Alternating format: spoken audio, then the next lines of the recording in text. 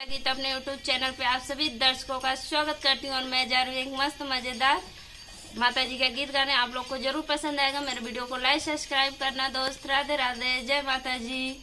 रत ही लत जा रत डोलत जा मैया खड़ी पर्वत पर।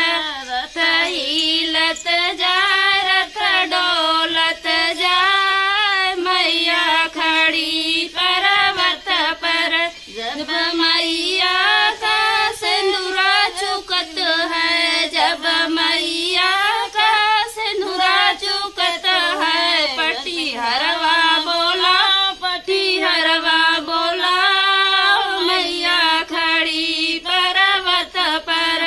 रत ही लत जा रथ डोलत जा मैया खड़ी पर्वत पर। जब मैया का चुनरी चुकत है, जब मैया का चुनरी चुकत है। बजवा बोला, बजवा बोला मैया खड़ी पर्वत पर। रथ ही लत जा रथ डोलत जा मैया खड़ी पर्वत पर।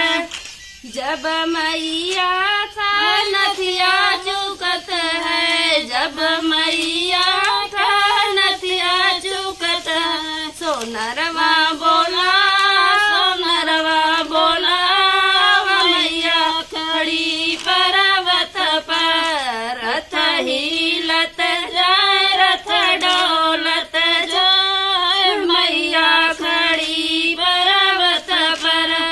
रथ ही लत जा रथ डोलत जा मैया खड़ी पर्वत पर। जब मैया का कंगना चुकत है, जब मैया का चूड़िया चुकत है। मनी हरवा बोला, मनी हरवा बोला मैया खड़ी पर्वत पर।